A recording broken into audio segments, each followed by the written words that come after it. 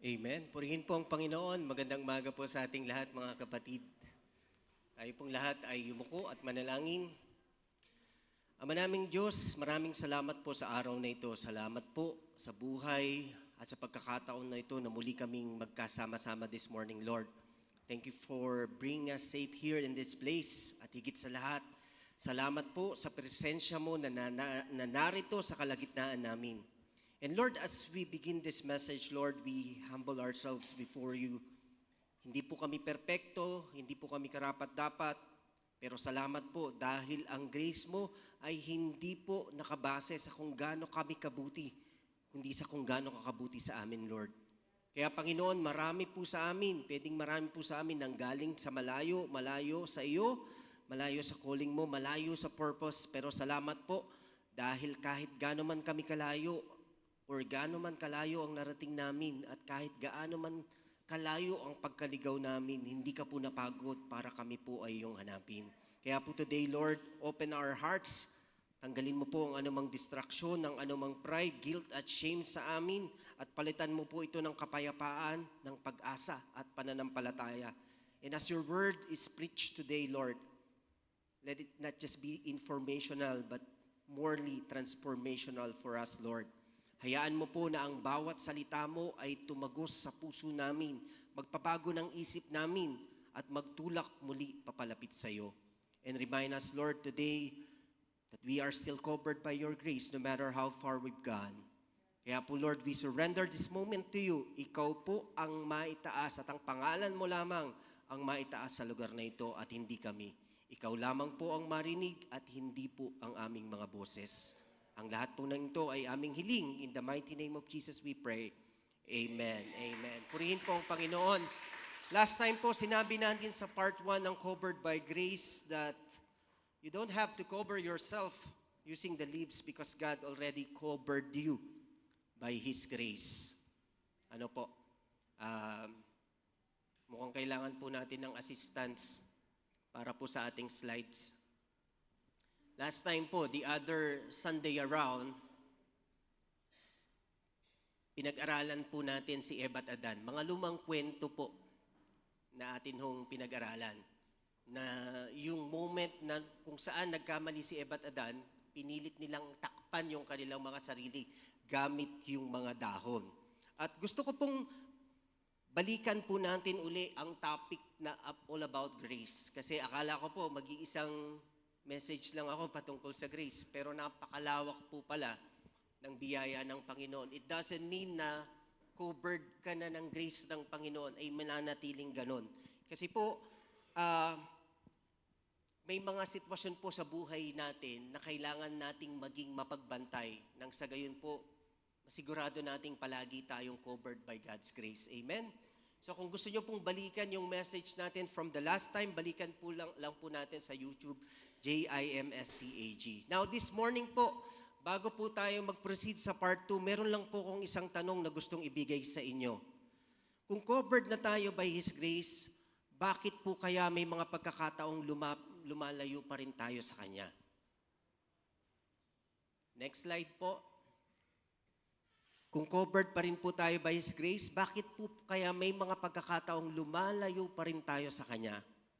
Kaya mga kapatid, samahan niyo po ako sa part 2 ng Covered by Grace entitled, Covered by Grace No Matter the Distance. Now, kung ang part 1 po ay inspired sa Genesis chapter 2 and 3, yung patungkol po kay Eva at Adan, now, ang part 2 naman po natin ay inspired sa kwento po ni Jesus Christ na may kinalaman po sa Luke chapter 15 verse 11 to 24, yung binasa po kanina ni Sister Nelia na patungkol po sa gasgas at common na kwento na the prodigal son. Babalikan ho natin yung kwento at titignan ho natin ano yung pwede nating matutunan sa kwento ng the prodigal son. Isang napaka-common, isang palasak na kwento sa Biblia na kapag naririnig po natin yung story ng the prodigal son, kadalasan ang lagi po nating iniisip yung umalis yung anak, nung nagkamali siya, at nung bumalik siya matapos niyang maubos lahat-lahat ng meron siya. And yes, tama po lahat yon. Pero alam niyo po, nung binasa ko po ulit to the other week, may isang tanong na naiwan po sa akin na gusto ko rin pong i-share sa inyo. Pag po kasi nagagawa po ako ng message, ito po yung mga unang bagay na tumatanim. So usually, it takes around a week bago ko matagpuan yung sagot. Meron hong tanong nung binasa ko, yung kwentong ito, na gusto ko pong i-share sa inyo patungkol sa prodigal son. Kailan po ba kaya talaga siya nawala? Kailan po kaya talaga siya lumayo? Nung po bang nasa malayong lugar na siya? Or nung mas maaga pa siya? Kasi alam po natin na pag pinag-aaralan natin yung kwento ng prodigal son, nawala siya nung umalis siya. Pero in reality po, sa totoo lang, hindi siya unang nawala nung umalis siya. Nawala po siya nung nasa bahay pa siya. Nawala na siya kasi nung mga panahong nasa isip pa lang niya yung plano niya, nawala na po siya sa piling ng ama. Kasi po, bago pa man po lumayo yung paa niya, matagal na pong lumayo yung puso niya. At habang pinag-uusapan po natin to, maraming mga relationships ngayon, especially between parents and children, ganito na rin minsan. Pwedeng physically present, pero relationally absent. Yes, magkasama nga sa bahay, pero malayo naman ang puso sa isa't isa. Oo, nagkakausap nga, pero parang hindi naman talaga connected. Yan, tignan nyo yung katabi nyo. Magkatabi nga kayo, pero hindi naman kayo close. Na pwedeng kasama ka sa picture, pero deep inside, absent ka naman sa connection. At oo nga, pwedeng nasa iisang bahay lang kayo, pero hindi naman kayo nagkakaintindihan. Na pwedeng magkasama kayo, pero emotionally, you are in distant. At alam nyo po, hindi ko po sinasadya, na-realize ko lang, last Wednesday, habang ginagawa ko po itong message na to, nagkataon din today that today is also Mother's Day. So happy Mother's Day po sa ating mga nanay. At alam naman po nating lahat dito, na kung meron pong isang taong nakaka-relate sa pusong naghihintay sa kwentong ito, sino po yung naghihintay sa kwentong ito? Yung ama, right? Nung iiwan po siya ng kanyang anak. Kung meron pong isang taong makaka-relate sa pusong naghihintay, hindi lang po isang tatay, kundi madalas nga, isang nanay din yun. Na kahit malayo ka na, even in distance man, or in terms of relationship man, hindi ka pa rin sinusukuan. Na kahit hindi ka na umuuwi, na kahit pa lumayo man ang gusto ng kalooban mo, deep inside, hindi mo alam, pinag-pray ka pa rin yan gabi-gabi. So mga kapatid, since nasa series po tayo ng Covered by Grace, I came up with 5 important truths that we can learn from the story of the prodigal son. At ang unang point po na nakita natin is point number 1, give me. Give me, give me, give me, give me. Di ba, may kanta pong ganun? Sa unang point po na to, makikita natin na ang gusto ng anak ay blessing. Amen? Blessing, but without the presence of the Father. Gusto niya yung meron yung ama, pero ayaw niya yung mismong ama. At mababasa po natin yan sa Luke 15:12, Father, give me my share of state. Ama, ibigay niyo na po sa akin ang mamanahin ko. Now, kung lilipat po natin sa salitang Gen Z, parang ganito po yung ibig sabihin niya. Tatay, gusto ko yung meron ka, pero hindi ikaw. Diba? Ang sakit po. Now, bakit po kaya hiningi na in advance ng bunsong anak yung mana niya? Bakit po kaya? Dahil po ba sa pera o yaman sa tingin nyo? Kasi nung bata po ako, akala ko, kaya niya hiningi yung pera kaagad sa tatay niya kasi gusto niya magkaroon ng opportunity, gusto niya ng yaman, gusto niya ng pera. Pero nung habang binabasa ko po paulit-ulit at nung nagkakaisip po ako, hindi po pala pera yung dahilan kung bakit niya hiningi yung yaman niya. Ang habol po kasi talaga dito para sa akin, Hindi naman po talaga pera o yaman yung habol ng bunsong anak. Kundi ang habol niya talaga dito, alam niyo kung ano mga kapatid? Freedom. Yung kalayaan to manage the blessing on his own. Yung freedom without the Father. Gusto niya kasing yung meron yung Ama. Gusto niya yung yaman ng Ama, pero ayaw niya naman ng presensya ng Ama. At kung minsan, kung magiging honest lang tayo, ganito din po tayo bilang Kristiyano. Gusto natin yung blessing ng Ama. We love the blessing, but not the blesser. We want the healing, but not the healer. We want provision, but we don't want to surrender. We want salvation, but we do not want the lordship. Gusto natin ng kamay ng Diyos, pero parang ayaw nating pasakop sa puso niya. At hindi lang po yun, mga kapatid, based din po sa sinabi niya sa Ama, Ama, ibigay niyo na po sa akin yung mamanahin ko. Alam niyo po kasi sa kultura po nila noon, hindi mo pa usually makukuha ang mana mo habang buhay pa ang tatay mo. Amen? Amen? Pakikalabit nga po yung katabi, baka mamaya nagpe-pray.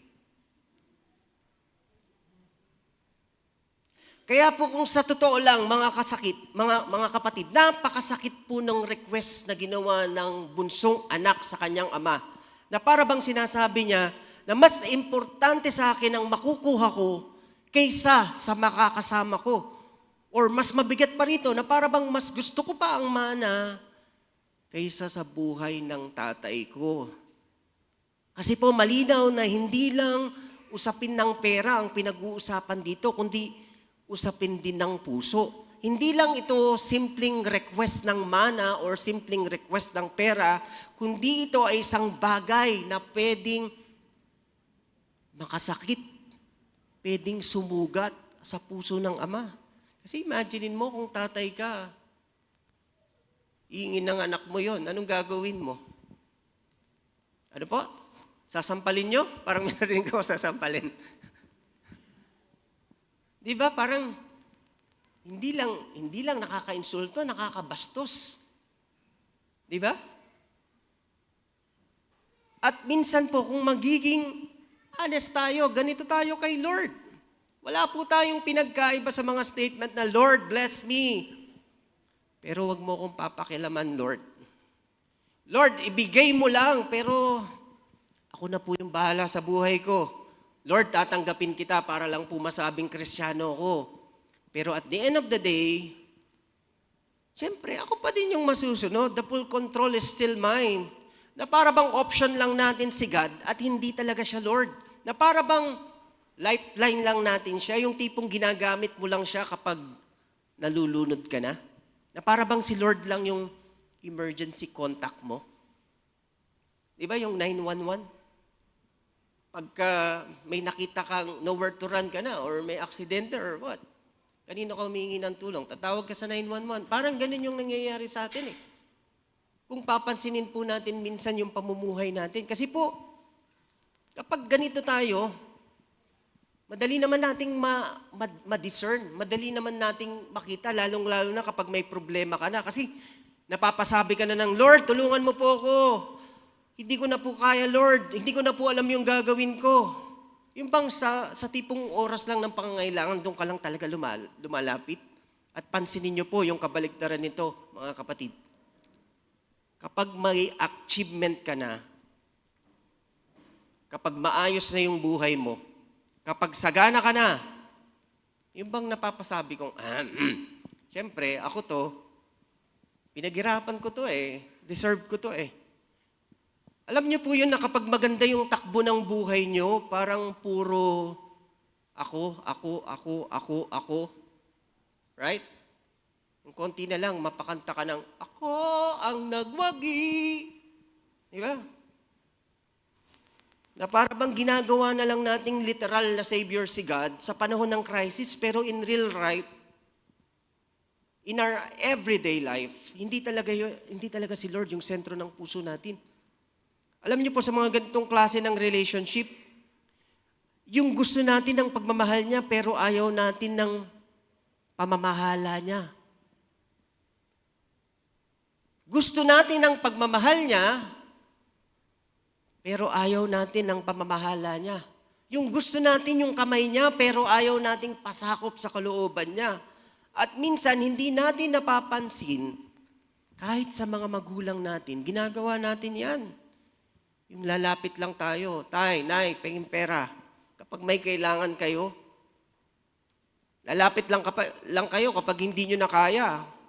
Lalapit lang kayo pag wala na kayong matakbuhan. Pero alam niyo po kung anong matindi dito, ang mga nanay at mga tatay natin, kahit nakikita na po nila tayong lumalayo sa kanila, kahit alam nilang sumusuway ka na, kahit ramdam nilang nagiging distant ka na, hindi ka pa rin nila sinusukuan. Hindi ka pa rin nila pinipilit, kundi pinag-pray ka pa rin nila. Pwedeng tahimik lang silang umiiyak, tahimik lang silang umaasa, tahimik lang silang nananalangin. Isang araw, babalik ka pa rin sa Panginoon. Kaya pakatandaan po natin mga kapatid, bakit ko kaya tinuturo to? Kasi po, gusto ko lang ma-realize nyo na hindi lahat ng covered directly connected. Next slide. Hindi lahat ng covered connected. Kasi pwedeng nasa church ka, pero nagse-cellphone ka naman. Pwedeng nasa church ka, pero nakikipagharutan ka naman sa katabi mo. Pwedeng nasa church ka naman, pero na-out of balance ka. Pwedeng nagsiserve ka, pero feeling empty ka naman. At alam nyo, minsan pwedeng nagpe-pray ka nga palagi pero yung, alam nyo yun, yung routinal prayer na lang, yung tipong hindi na galing dito.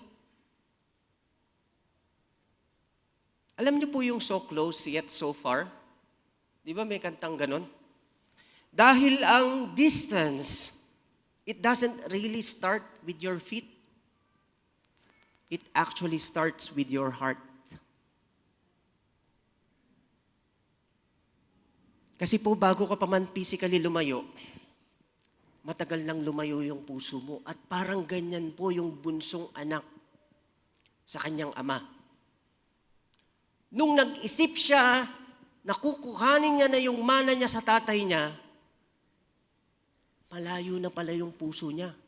Kaya akala natin yung paglayo ng anak, yun yung dahilan kung bakit nasasabing malayo na siya sa ama. Hindi po. Kasi bago ka pa man lumayo physically, matagal nang lumayo yung puso mo. Kaya, paano ka magiging covered ng grace ni God kung sa mismong puso mo, wala naman talaga siyang puwang sa'yo? Yung nasanay ka na lang linggo-linggo, church ngayon, pupunta ako sa church. Pagka-uwi mo, wala na, tapos na. May feeling ba? Lumakas ba kayo mga kapatid? You're just growing old. At minsan, hindi kasalanan ng tagapagturo yan, hindi kasalanan ng church yan. Kung bakit hindi tayo lumalago? Kasi yung puso natin yung lumalayo. At kung iisipin natin, minsan ganito rin tayo sa mga magulang natin Paano mo ma-appreciate ang blessing ng magulang mo kung ikaw mismo ayaw mong makinig sa kanila? Every time may sinasabi sila sa'yo, may sinasagot ka. Na imbes na kabutihan nila ang iniingatan mo sa puso mo, ano yung iniingatan mo sa puso mo? Puro sama ng loob yung binabaon mo dito. Anything that you hide will soon grow. Anything na binabaon mo, soon tutubo yan. At alam nyo na ba, mga kapatid, alam nating lahat yung pagtubo, di ba? Hindi lang yan nakikita. Ang puno, pag tumutubo, hindi nyo lang nakikita dahil sa kanyang Sanga, katawan, pag-angat. Ang puno, pag lumalaki, directly proportional yan. Lumalaki yan pataas, lumalaki din yan pababa. So kung gaano kalaki yung inilalaki niya sa taas na nakikita nyo in surface, ganun din kalaki yung inilalaki niyan sa baba na hindi nyo nakikita. At kapag tayo, mahilig tayong magtago na akala natin, okay lang, hindi tayo nagpapakita ng sama ng loob, soon, magugulat na lang kayo sa laki ng sinasakop niyan sa buhay nyo. Kaya nga pinagkaloob ng Lord yung luha, yung pag-iyak, para sa panahong nasasaktan ka, nilalabas mo yan. Hindi mo yan kinikimkim, hindi mo yan tinatago. Lalong-lalo na, wag kang magtatago ng sama ng loob sa magulang mo. Lalong-lalo sa nanay mo. Kasi grabe yung pinagdanas niyan bago ka palang ipinanganak. Na imbis na kabutihan yung iniingatan mo sa puso mo, puro sama ng loob yung ibinabaon mo. At napapansin nyo ba minsan, mga kapatid, kapag sa ibang tao, napaka-respectful nating magsalita. Ay, salamat po. Opo. Ang bait nating magsalita. Ang haba ng pasensya natin. Okay lang po yan, okay lang po. Pero kapag magulang natin, parang wala tayong preno kung minsan, mga kapatid. Kasi mabilis tayong sumagot, mabilis tayong mainis. At minsan yung mga salitang hindi natin kayang sabihin sa iba, sa kanila natin nasasabi. Kaya tandaan natin, mga kapatid, the way you honor your parents also reveals the condition of your heart. Naalala ko po dati, yung tula na ginawa po ng kapatid ko na ipinanlaban niya po sa declamation contest. Sabi niya doon, "For how can you say you love God whom you does not see when you cannot love a man whom you sees?"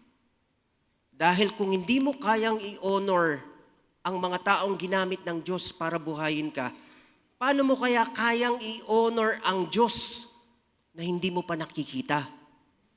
So kung hirap kang rumispeto sa mga magulang mo na kaharap mo araw-araw, paano mong masasabi na tunay mo ang nirirespeto ang Diyos na hindi mo pa nakikita?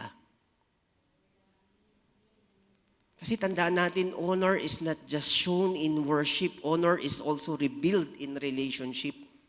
At minsan, ang tunay na kondisyon ng puso natin kay Lord, nakikita po yan sa paraan ng pakikitungo natin sa mga magulang natin.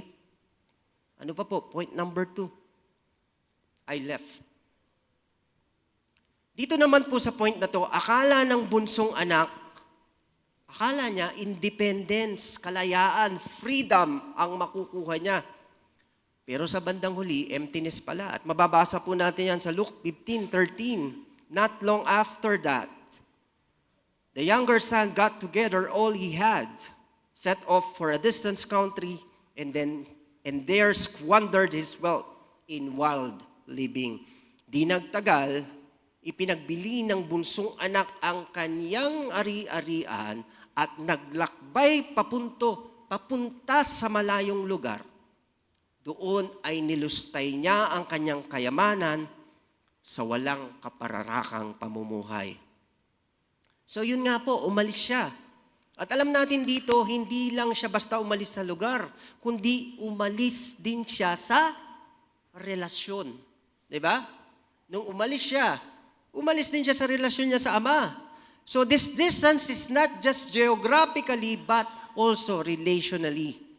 At nung lumayo ang anak na ito, nung lumayo yung anak, ano po yung naging resulta sa kwento? Siyempre, una, naubos po yung pera niya. Pangalawa, nawala yung identity niya. Pangatlo, nagutom siya.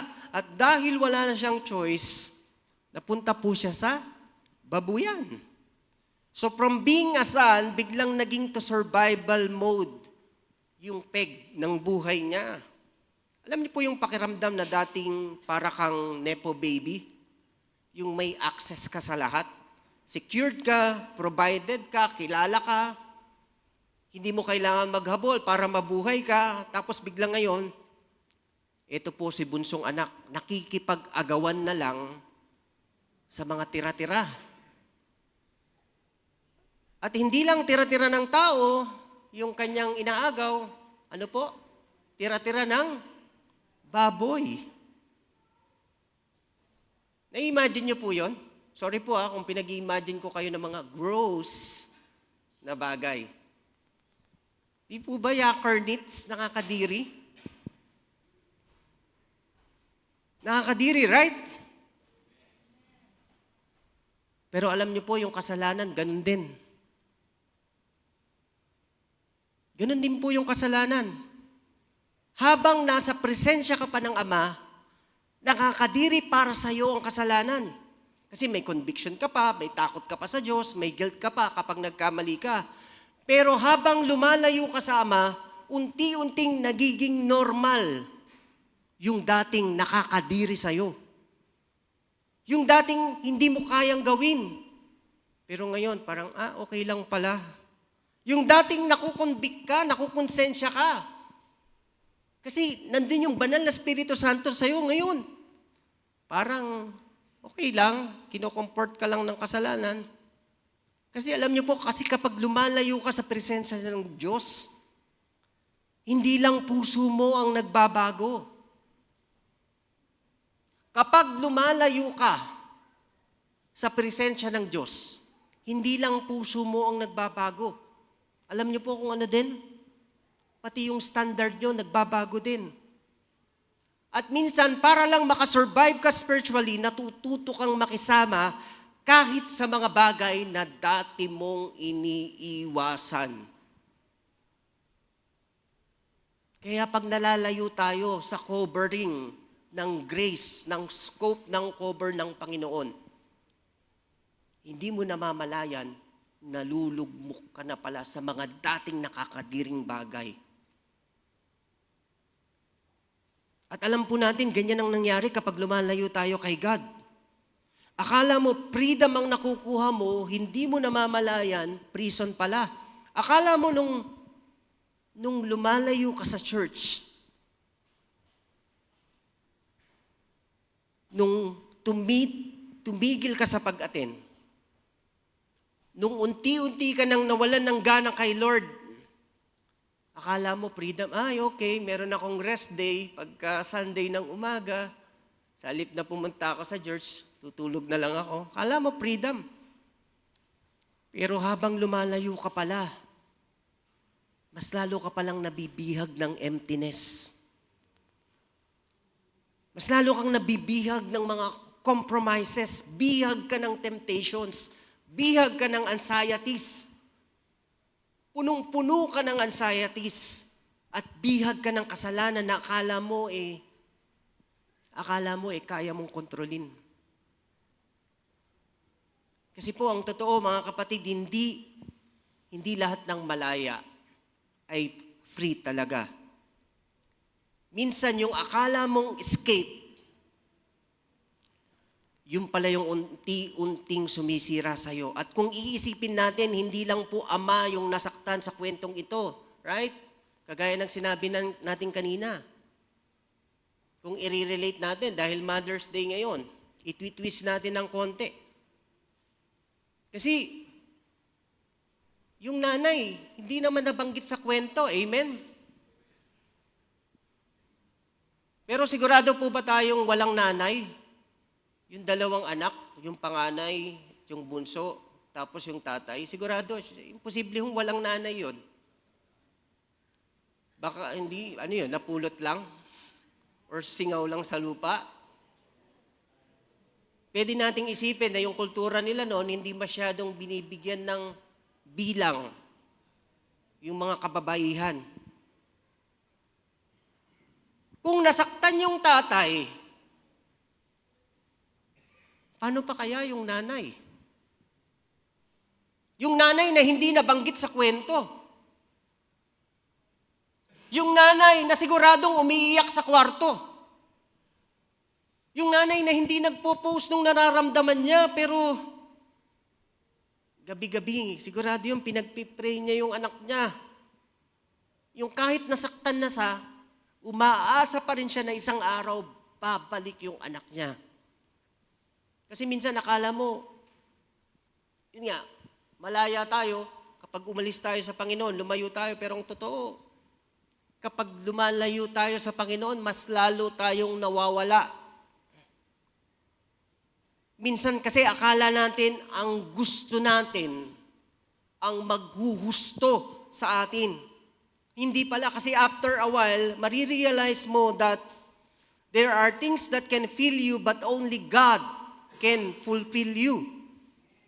Pwedeng mapuno yung schedule mo.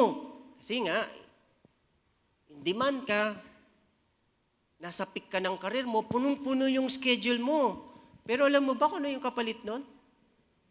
Emptiness pa rin. Meron pang isang kapalit. Pagod. Gusto niyo din yun? Mamili lang kayo. Emptiness or pagod. Pwedeng marami kang achievements, pero hindi kayang tapalan yun ng malalim na kapayapaan. Kapag wala ka pa rin kapayapaan, hindi kayang daigin ng achievements. Di ba? Look around. Tignan natin yung mga sikat na tao, mga kilalang tao, mga very powerful names, mga celebrities. Di ba?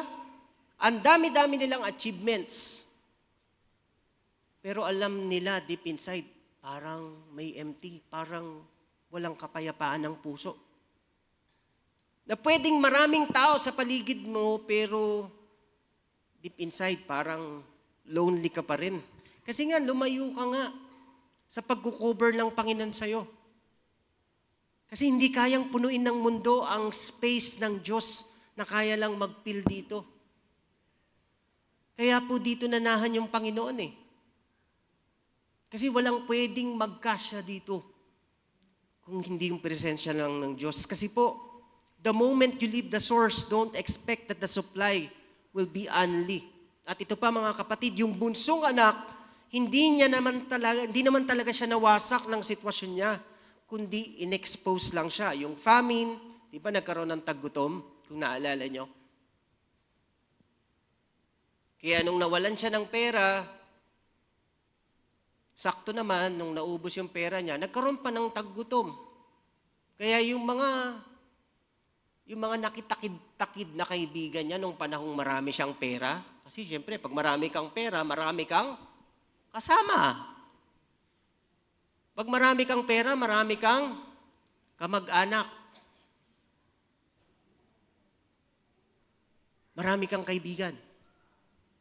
Pero pag baon ka na sa lupa,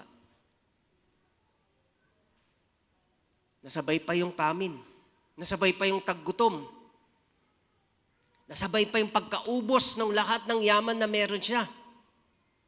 At hindi naman talaga yun yung sumira sa kanya kasi yung sitwasyon na yun, actually inilabas lang nun yung laman ng puso niya.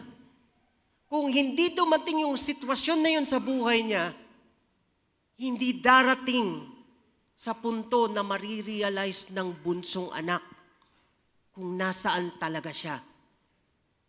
Kaya tandaan natin to, mga kapatid, kung may problema ka, ibig sabihin, normal na tao ka. Kasi ang problema mo, hindi ka naman talaga sinisira ng problema mo, kundi inilalabas lang nito kung ano talaga yung nasa loob mo. Kaya kagaya ng nangyari sa anak, the fireplace didn't actually change him. It only rebuilt him. Pinakita lang sa kanya kung nasaan talaga siya. Kaya tayo minsan sinasabi natin, Lord, bakit po kaya nangyayari sa akin tong sitwasyon na to? Lord, bakit po kaya ako nahihirapan ngayon? At madalas, ang sagot talaga ay hindi dahil winasak ka ng sitwasyon mo ngayon, kundi dahil ipinakita lang ng sitwasyon mo kung nasan ka talaga spiritually. Kung ano ang tunay na lagay mo bilang anak ng Diyos. Yung mga problema, paalala po yan. Pang-call out po yan. Pangkalabit po yan sa'yo. Para ma-realize mo kung nasaang lugar ka nakatungtong sa mga panahong dumadanas ka ng problema.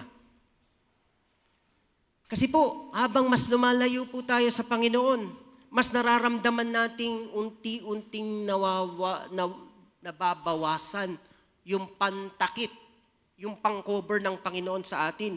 The farther you go away from the Father, para bang mas numinipis yung nako-cover ng grace sa'yo. Again, I'm not meaning na nawawala yung cover. Numinipis lang probably. Dahil habang lumalayo ka sa presensya niya, unti-unti namang lumalabas ang kahinaan mo. Para mas maintindihan po natin yan, siguro madali niyong maintindihan to. Parang wifi lang yan, mga kapatid. Habang lumalayo ka sa source, humihina yung signal mo. At kapag mahina na ang signal mo kay Lord, siyempre, mas madali ka nang madidisconnect. Mas madali ka nang mako-confuse. Mas madali ka nang mauubos. At na-realize ko to, mga kapatid, your distance from the Father does not produce freedom, but only exposes your vulnerabilities. So kapag hindi mo na nasasagap yung signal, doon ka na hindi mapakali, di ba? Kasi wala ka nang nasasagap eh. Kaya habang lumalayo ka sa presensya ng Panginoon, hindi ka talaga lumalakas. Ang nangyayari sa'yo, mas nalalantad ka lang. Mas nagiging vulnerable ka lang sa temptation, sa mga lies ng kaaway, sa fear, sa emptiness, at sa mga bagay na unti-unting sumisira sa'yo. Kaya ang totoo, habang lumalayo ka sa Lord, hindi ka nagiging safe.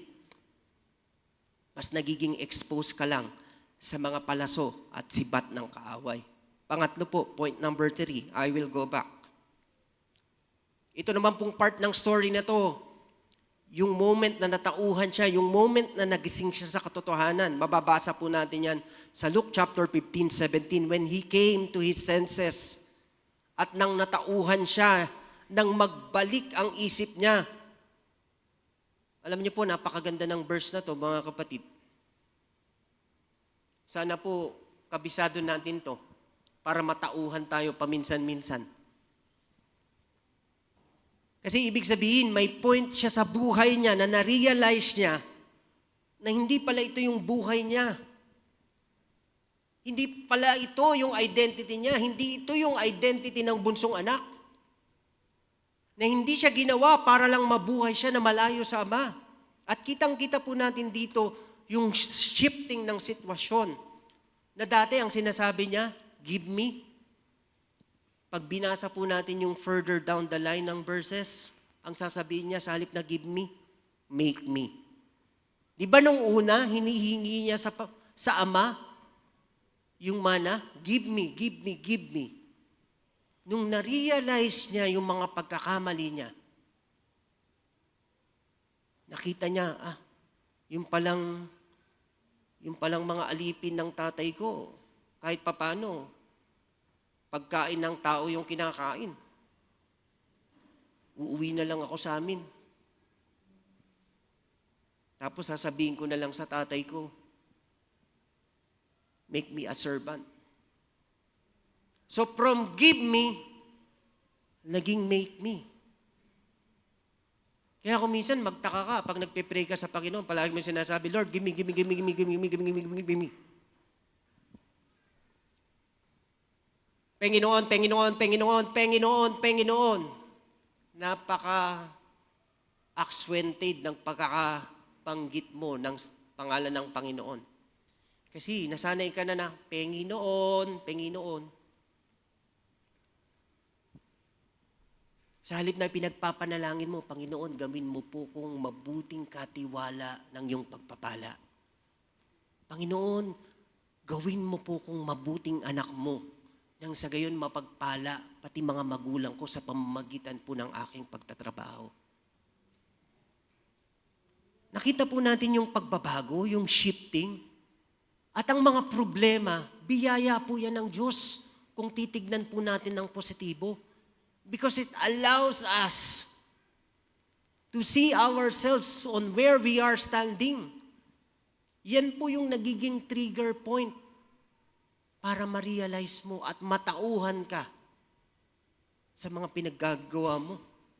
So from freedom to control, biglang naging freedom to naging surrenderings. So from pride, biglang naging brokenness, yung shifting nung nararamdaman ng bunsong anak.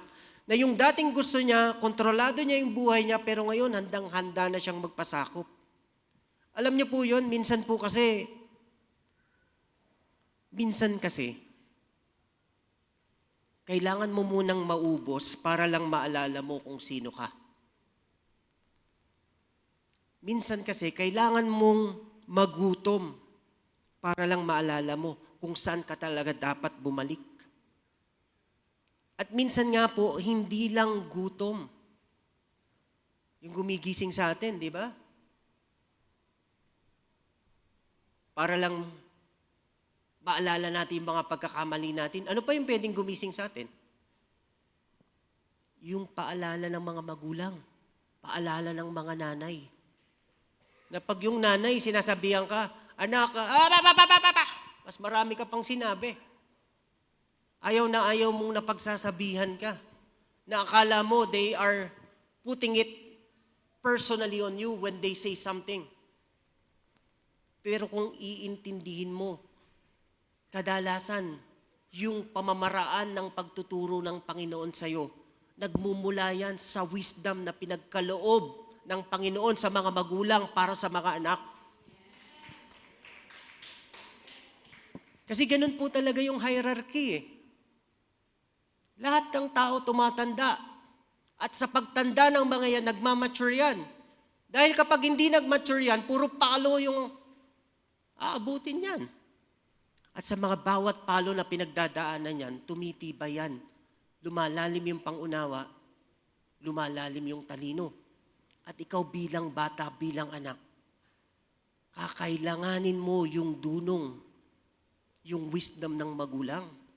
So don't ever block yung mga pagtuturo ng magulang para sa'yo, lalong-lalo na ng mga nanay.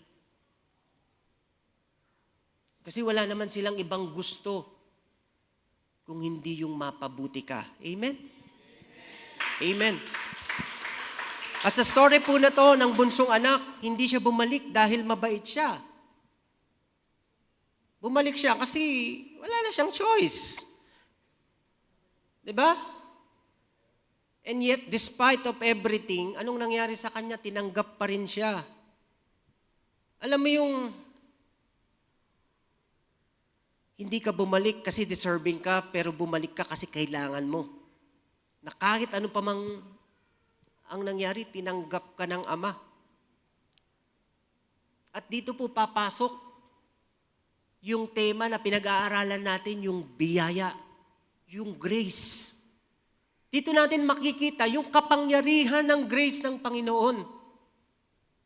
Na may karapatan na yung Ama na parusahan yung anak. May karapatan na yung Ama na sermonan yung anak.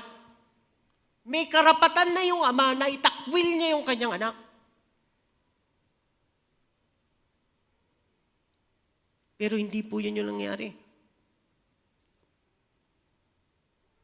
Mga kapatid, bakit natin kailangan pag-aralan to? Ano ba yung analogy nito sa atin? Kasi pwedeng, yung danger nito ngayon, pwede kasing nasa church ka ngayon.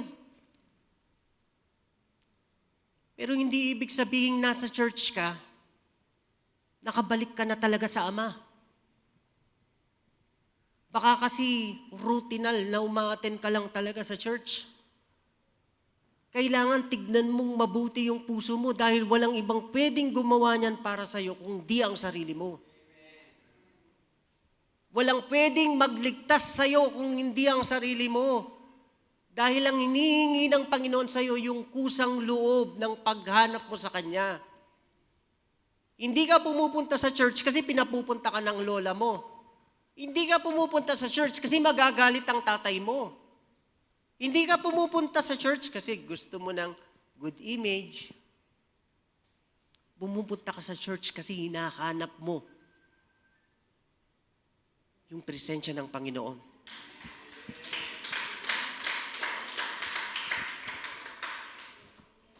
Kasi pwedeng present ka physically pero disconnected ka naman talaga spiritually. Pwedeng uma-attend ka nga pero matagal nang malayo yung puso mo kay Lord. Kaya kapatid, I'm not saying na malayo ka sa Panginoon ngayon. Try mo lang. Subukan mo lang tanungin yung kalooban mo. Asan ka talaga ngayon sa Panginoon? Kaya hindi lang talaga attendance ang tanong. Ang tunay na tanong, connected ka pa talaga sa Ama. Kasi pwedeng you are leading the worship but you are not living the worship. Next slide. Alam niyo po yun? You are leading the worship but you are not living the worship. Dadagdagan ko pa nga sana yan eh. Hindi mo na nga nililibing yung worship, naglilibing ka pa. Living, ibig sabihin, umaalis ka pa. Problema ho to ng maraming mga churches. Bata pa lang po ako, laking church ako, kitang-kita ko kahit saan ako magpunta. Malalaking church, malilit na church. Lalong-lalo na yung mga nasa praise and worship team. Pagkatapos tumugtog, anong ginagawa? Lumalabas. Kumakain sa labas, nagmimerienda, umuwi. Nung nasa Manila po ako, sa Makati pa, gugulat ako. Yung mga nakikita kong blessed na ako na nag-worship lead sa harap. Late na ako, nagmamadali ako, pupunta sa church. Pagdaan ko sa kainan, makikita ko, uy, yun yung worship leader. Nasa McDonald's. Samantalang oras ng sermon. Pwede kasing you are leading the worship but you are not living the worship. Pwede kang nagli-lead ng worship pero hindi naman siya nagli-live out. Minsan hindi natin napapansin sa sobrang technicalities ng paglilingkod natin. Halimbawa, instrumentalist ka, wala ka nang ibang inisip. Kundi dapat ganito yung pagkakasipra ng kanta, ganito dapat yung intro, ganito dapat yung fill-in, ganito dapat. Lahat-lahat. You are so technical to the point na hindi mo na pinayagan yung spirito mo makipag-connect sa spirito ng Diyos, kaya hindi mo napapahayag ng gusto kung paano mong sinasamba personally yung Panginoon. Kasi bawat tao merong unique capability to worship the Lord. At kung madadala ka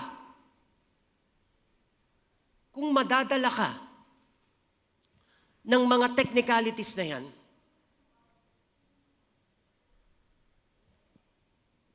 hindi mo mapapansin. Bakit kaya naglilingkod naman ako sa Lord? Tugtog naman ako ng tugtog, pero parang ala lang. Mga kapatid, I'm speaking in behalf of my experience. Nagsimula po ako bilang backup. Lahat po ng part ng worship team, halos nadaanan ko. I've been through that. Pero nung nasa Baguio City po ako, doon ko lang talaga nakita kung ano yung tunay na pagpupuri sa Panginoon. Na kailangan puso muna pala. Kasi nagkataon, nung nasa Baguio po ako, drummer po ako. So tinandaan ko, natutunan ko nung time na yun, na-realize ko that it should be heartbeat. That it should be the heart before the beat. Kahit anong ministry meron tayo, dapat siguraduhin natin ang puso natin, ang una nating ipinagkakalob sa Panginoon. Dahil kapag hindi natin, purihin po ang Panginoon, pag hindi natin binantayan ang puso natin, magugulat tayo, sanay na lang tayo na pagkatapos nating tumugtog, upo na lang tayo sa isang tabi, mag-cellphone na lang tayo, tagal naman ni Brother Seth, tutugtog pa kami eh. Kasi nga, we've been so involved with that technicalities at nakalimutan natin that the purpose we are just doing everything is for the glory of the name of God. Sa palagay nyo, nabibigyan nyo ng glory yung Panginoon kung ganyan yung klase ng pamumuhay na meron tayo. Gising-gising din mga kapatid. Kasi nauubos na yung panahon ng buhay natin. Kung hindi pa tayo gigising ngayon, kailan pa tayo gigising?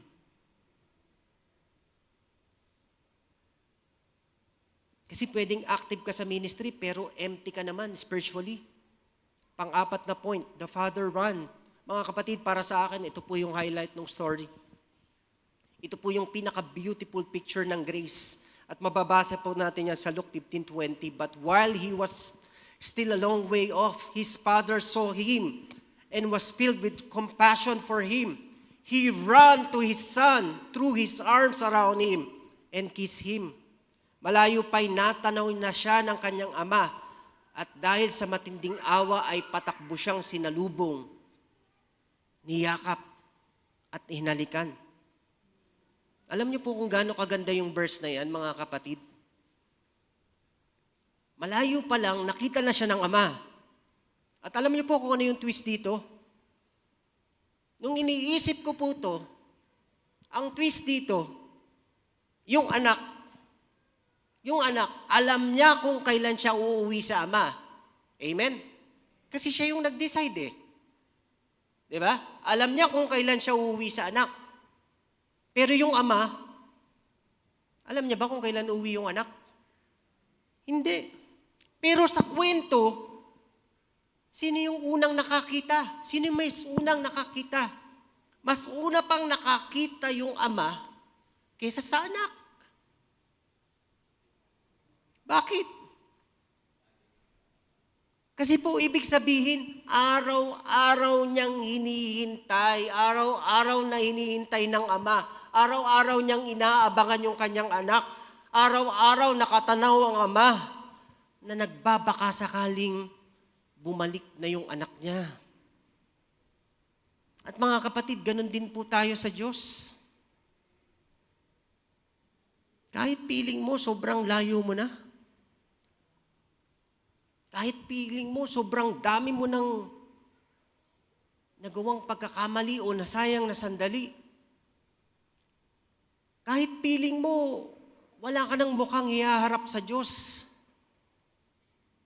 Hinding-hindi ka niya nakakalimutan. Kasi araw-araw kanyang hinihintay. At kahit iniisip mo na baka hindi ka natanggapin ni Lord, baka sawa na siya sa'yo, baka galit na siya sa'yo. Mga kapatid, hindi napapagod ang Panginoon sa paghihintay sa atin.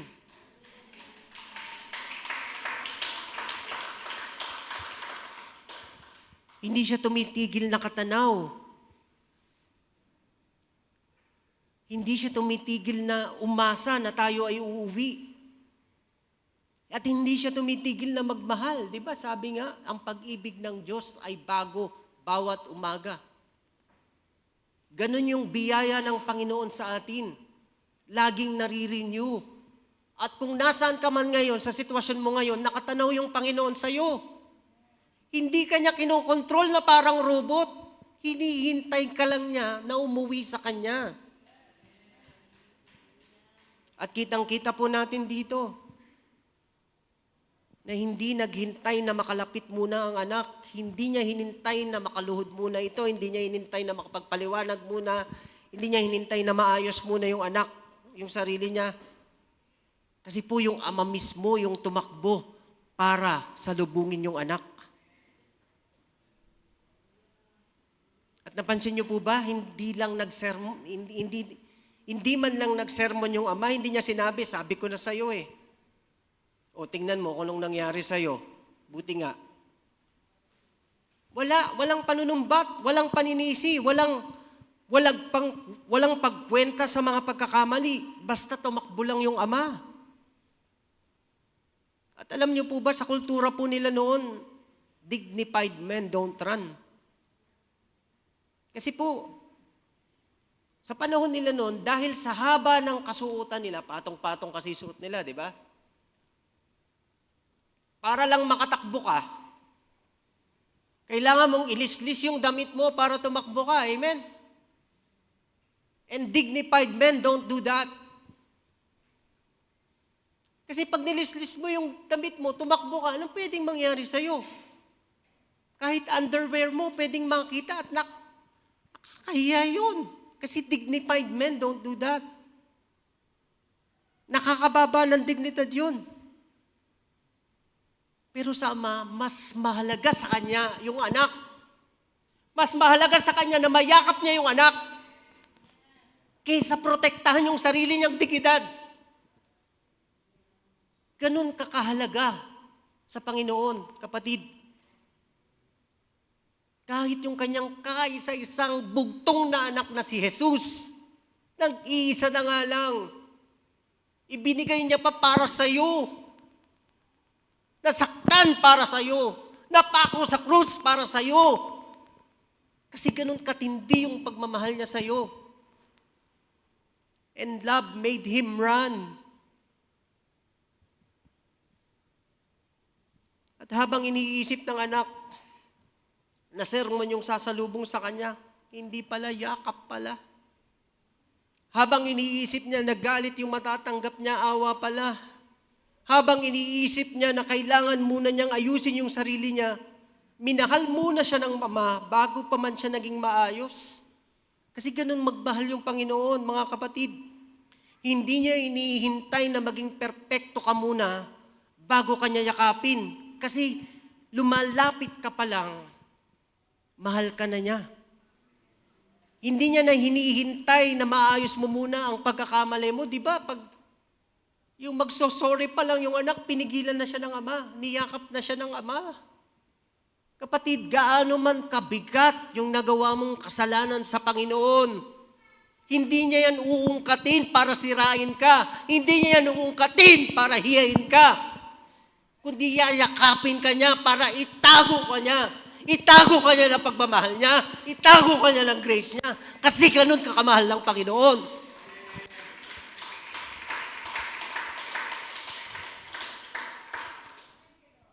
At habang pinag-iisipan mo kung tatanggapin ka ba niya, matagal ka nang hinihintay ng Panginoon.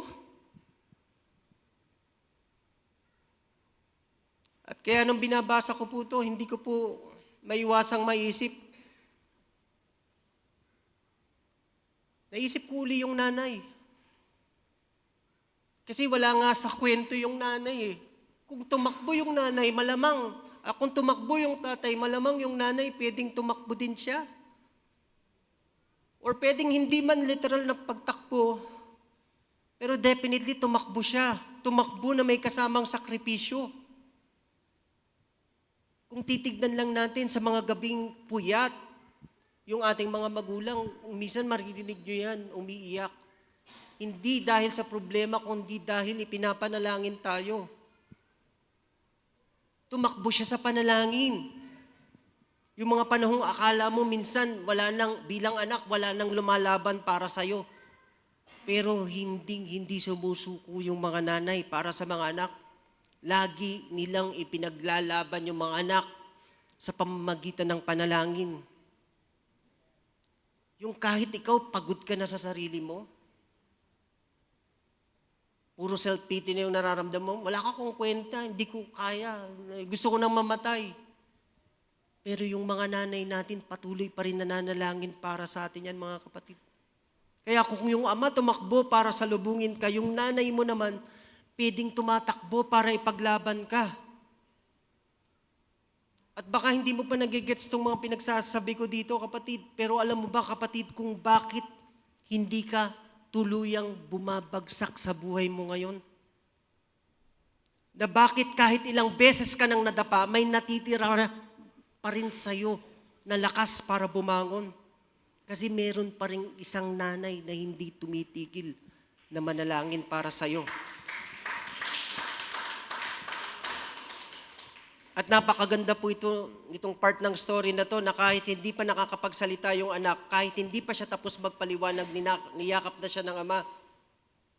Ibig sabihin po, bago pa niya ma-explain ang sarili niya, bago pa niya ma-defend ang sarili niya, tinanggap na siya ng Panginoon. Kasi ang grace po ng Diyos hindi naghihintay na maging maayos ka muna. Grace meets you even before you can fix yourself. Grace meets you before it picks you. Kaya minsan nakala natin, Lord, aantayin ko munang magbago ako bago ko bumalik. Pero ang totoo, hindi ka pa nagpapabago bago lumapit sa Diyos. Yung paglapit mo mismo sa Diyos, Yun ang nagiging dahilan ng unti-unti mong pagbabago. So, ibig sabihin, kung minsan parang pakiramdam mo hindi ka nagbabago kasi nakasentro ka sa iyong gawa. Hindi mo talaga kayang baguhin yung sarili mo, kapatid. Para mabago mo yung sarili mo, kailangan unti-unti ang paglapit mo sa Panginoon. Habang lumalapit ka sa Panginoon, yung relasyon mo ng paglapit sa Panginoon, yun ang unti-unting magbabago sa iyo. At pangwakas, mga kapatid, restoration, not probation. Mababasa po natin ito sa verse 21 to 24. The son said to him, Father, I have sinned against heaven and against you. I am no longer worthy to be called your son. Ama, nagkasala po ako laban sa Diyos at sa inyo. Hindi na po ako karapat dapat tawaging anak ninyo. Kasi alam naman po natin, yung anak handa nang maging servant na lang, di ba? Sa isip niya, alam niya natatanggapin siguro siya, pero hindi bilang anak. Kumbaga, alam niya na probation na lang, probationary na lang yung naghihintay sa kanya. Akala niya, kailangan muna niyang patunayan yung sarili niya uli bago niya ma-earn yung pagkilala sa kanya ng ama bilang anak. Pero mga kapatid, hindi po probation yung binigay ng ama, kundi restoration. Hindi siya ginawang alipin, kundi binalik siya bilang anak. At makikita po natin yan sa pinagawa ng ama, verse 22. But the father said to his servant, Quick, bring the best robe and put it on him, put a ring on his finger and sandals on his feet. Bring the fattened calf and kill it. Let's have a feast and celebrate. For this son of mine was dead and is alive again. He was lost and is found. So they began to celebrate. Ang sabi ng ama, dalhin nyo ang pinakamagandang damit. Lagyan nyo siya ng singsing, bigyan nyo siya ng sandalyas, at magdiwang tayo. So hindi lang siya pinatawad kung hindi ni-restore siya ng Panginoon. Amen?